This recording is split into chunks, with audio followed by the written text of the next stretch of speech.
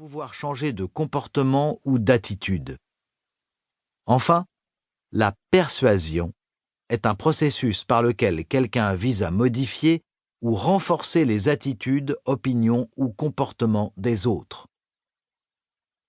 Ce livre audio vous permettra donc de mettre en application ces 3 dimensions qui feront de vous un interlocuteur convaincant, quelle que soit votre place dans votre organisation, que celle-ci soit privée, publique ou à but non lucratif.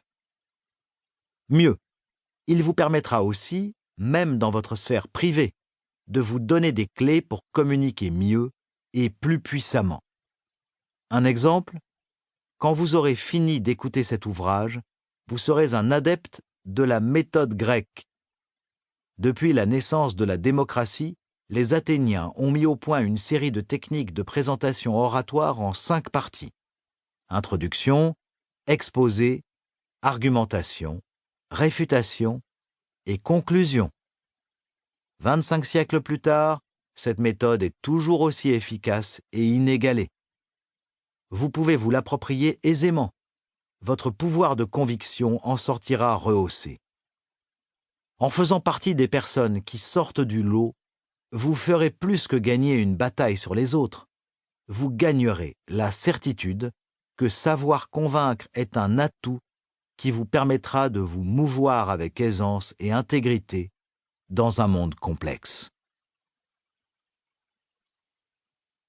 Présentation des auteurs.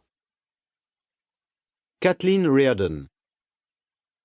Kathleen Reardon, docteur et professeure en management et organisation à la Marshall School of Business de l'University of Southern California, est une éminente spécialiste en matière de persuasion, de négociation et de politique au travail. Elle a écrit 7 ouvrages et de nombreux articles publiés dans des revues professionnelles sur la communication, comme la Harvard Business Review. Son ouvrage « The Secret Handshake – Mastering the Politics of the Business Inner Circle », paru en 2001 chez Doubleday, est rapidement devenu un best-seller aux États-Unis. Dernièrement sont parus « The Skilled Negotiator », paru chez Josie Bass, « On Becoming a Skilled Negotiator », paru chez Wiley, et « It's All Politics », paru chez Currency Doubleday.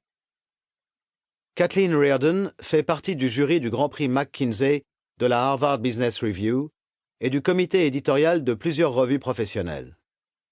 Elle a été élue au comité de l'Association des communications internationales et au comité consultatif fondateur de la First Star, organisation consacrée à la promotion des droits des enfants. En 2004, elle a été la première universitaire à recevoir une médaille pour ses travaux de recherche par The Irish Management Institute.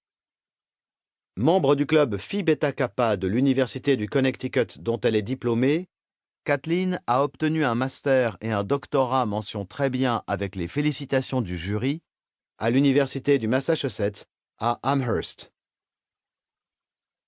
Richard Luque.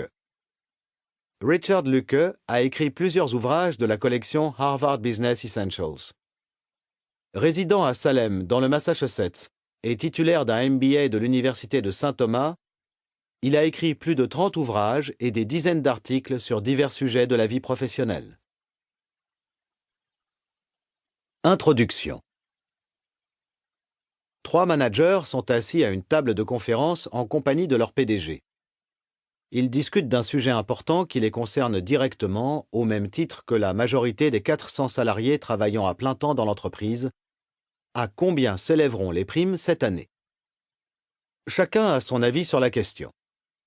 Le directeur des ressources humaines appréhende mieux que quiconque le système de primes et son impact sur les salariés. Il argumente vigoureusement en faveur d'une gratification généreuse à la hauteur de l'excellente santé financière de l'entreprise, d'autant plus que la prime versée l'année précédente était maigre. Nos collaborateurs ont remarquablement bien travaillé cette année, dit-il. Ils s'attendent à être récompensés de manière exceptionnelle, car ils l'ont mérité.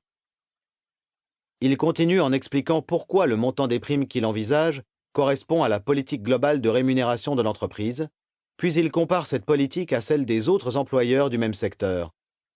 Le PDG approuve d'un signe de tête et ajoute ses commentaires.